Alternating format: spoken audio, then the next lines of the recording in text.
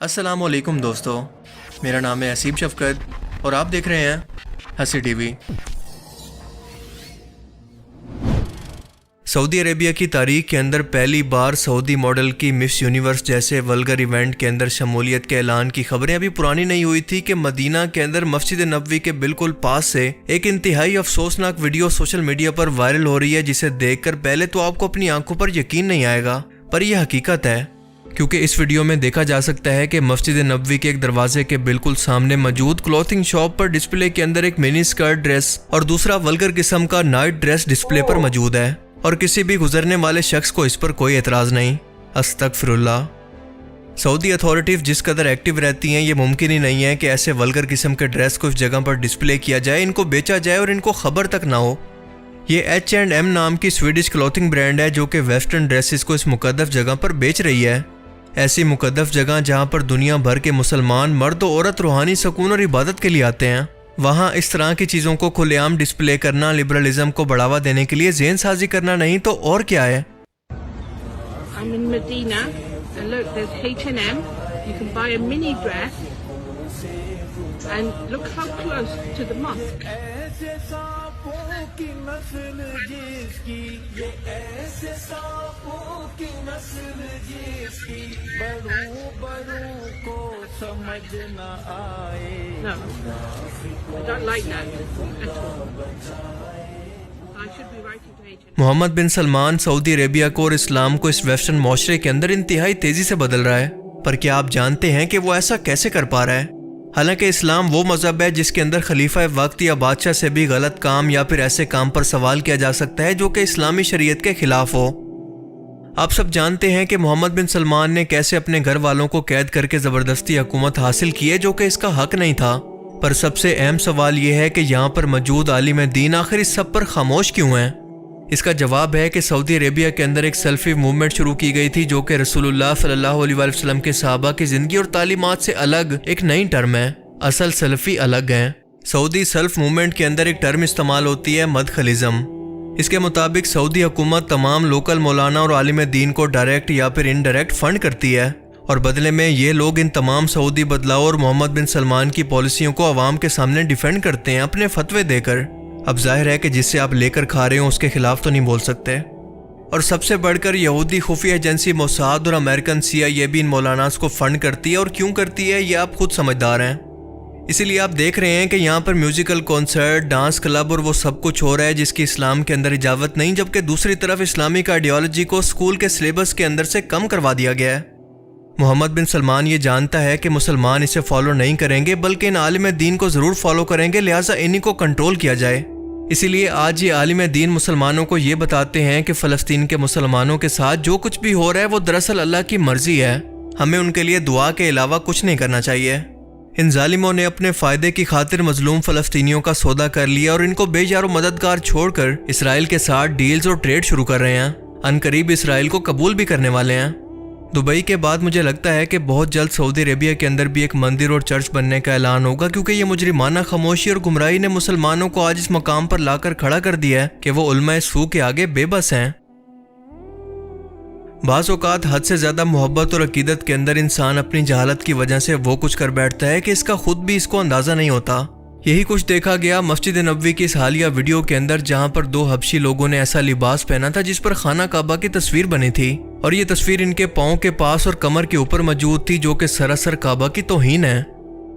اب یہ لوگ اپنی جہالت کے اندر ایسا کر رہے ہیں یا جان بوجھ کر، یہ تو اللہ ہی بہتر جانتا ہے، لیکن ایسے لوگوں کا داخلہ ایسی مقدس جگہ پر بند کر کے ان کو سزا ضرور دینی چاہیے تاکہ اگلی بار کوئی ایسی جرت نہ کر سکے۔ جی میں مسجد نبوی میں ہوں، اور یہ حبشی لوگوں کا گستاخی چیک کریں، نعوذ باللہ استغفر اللہ۔ کعبے کی تصویر انہوں نے پاؤں کے پاس بنائی ہوئی ہے پوری، اور کرتے پہ بھی انہوں نے کعبے کی تصویر بنائی ہوئی ہے۔ پاکستان میں تو ایک عورت نے عربی حروف والا لباس پہنا تھا، اس کا کیا حال ہوا تھا، اور ان کو دیکھیں نعوذ باللہ کتنی گستاخی کر رہے ہیں یہ لوگ۔ میں نے ان کو روکا ہے لیکن ان کو سمجھ نہیں آئی میری، اور نہ مجھے ان کی سمجھ آئی ہے۔ آئیے اب آپ کو ملواتے ہیں F16 مولوی سے، جو کہ تراویح یا پھر قیام اللیل کی نماز کو اس قدر سپیڈ سے پڑھ رہا ہے کہ آپ کا دماغ اسے پروسیس نہیں کر پائے گا کہ یہ آخر بول کیا رہا ہے۔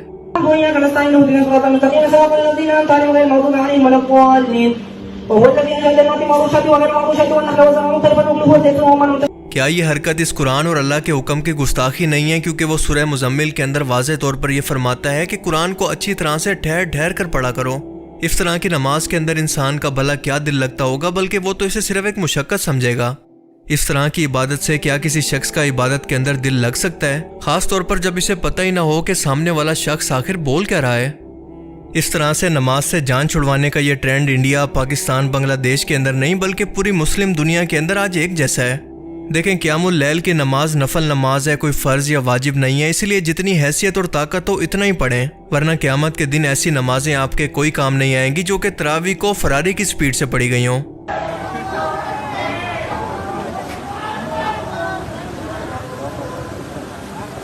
یہ کوئی اسلام نہیں ہے بلکہ اسلام کا مذاق ہے۔ اب ان مولوی صاحب کی نئی ریسرچ کو دیکھیں جو یہ بتانا چاہ رہے ہیں کہ کیسے پتہ لگایا جائے کہ ایک چھوٹے بچے پر کب روزے فرض ہوئے ہیں۔ یہ اس کا نیا پتہ نہیں کون سا دیسی طریقہ ہے جس کا نہ کوئی دین سے تعلق ہے نہ شریعت سے۔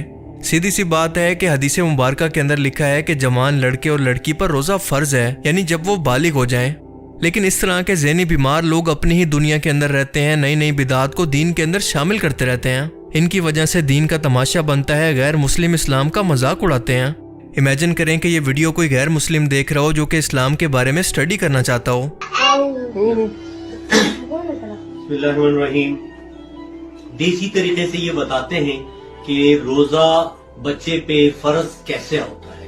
یہ دیسی طریقہ ہے، اس میں کوئی سا بھی دھاگا لے لیں، اس کو ڈبل کر لیں۔ یہ دھاگا ہے، اس کو آپ نے ڈبل کر دیا۔ ڈبل کرنے کے بعد جس بچے کا آپ نے دیکھنا ہے، بچہ ہو یا بچی، تو یہ کنفرم ہو جاتا ہے۔ یہ آپ نے وہ دھاگا جو ڈبل کیا ہوا تھا وہ سرا آپ پکڑیں گے اور اس کو یوں کر کے اس کی گردن کے بالکل ایگزیکٹلی جہاں پہ یہاں پہ آپ نے فٹ کرنا ہے، بالکل یہ برابر ہے۔ دیکھیں یہاں تک آئے، پھر یہ جگہ جو نشان تھا وہ دانتوں میں پکڑوائیں، اور جو آپ نے ڈبل کیا تھا اگر اس پہ روزے فرض ہے تو یہ دھاگا اس پہ گزرے گا۔ یہ دیکھیں۔ ابے سالے، شروع میں مجھے لگا کہ شاید یہ کہے گا کہ دھاگا گلے کے اندر ڈال کر بچے کا گلا دبانا ہے، اگر وہ بچ گیا تو اس پر روزہ فرض ہے۔ ویسے اس فارمولا کے مطابق تو قائم علی شاہ اور پرویز خٹک پر تو ابھی تک روزے فرض ہی نہیں ہوئے، حالانکہ یہ دونوں فرعون مصر کے زمانے میں پیدا ہوئے تھے۔ خیر، آپ ان ویڈیوز کے بارے میں کیا سوچتے ہیں؟ اپنی قیمتی رائے کا اظہار کمنٹ سیکشن میں ضرور کریں۔ اب میں ملوں گا آپ سے ایک ایسی ہی نئی انٹرسٹنگ ویڈیو میں، تب تک کے لیے اپنا بہت سا خیال رکھیے گا۔ Thanks for watching this video. اللہ حافظ۔ تو دوستو، آج کی تھی ویڈیو میں امید کرتا ہوں آج کی ویڈیو آپ لوگ پسند آیا ہوگا۔ آپ لوگ ویڈیو میں دیکھے ہوں گے، پر افسوس کے ساتھ کہنا پڑتا ہے کہ مسلمانوں کا آج کیا ہو گیا۔ یہ وہ دو حبشی لوگوں کو دیکھیں آپ لوگ، اس طرح سے کعبہ شریف کی بے حرمتی کیا۔ پاکستان میں ایک مہیلا جو ایک ڈریس پہنا تھا، اس کے ڈریس میں لکھا ہوا تھا حلوہ، اس کا معنی ہوتا ہے خوبصورتی، اور تو اس کو کتنا سزا دیا گیا۔ اور یہ بالکل کعبہ شریف کا بے حرمتی کر رہا ہے، وہ بھی مسجد نبوی میں۔ کیا افسوس۔ باقی دوستو، آپ لوگوں کا کیا رائے ہے اس ویڈیو میں؟ اپنا اوپینین کمنٹ سیکشن میں ضرور بتائیں، اینڈ یہ ویڈیو آپ لوگوں کو کیسا لگا کمنٹ سیکشن میں یہ بھی ضرور بتائیں، اینڈ بہت سا خیال رکھیے گا اپنا۔ السلام علیکم ورحمۃ اللہ وبرکاتہ۔ جزاک اللہ خیر۔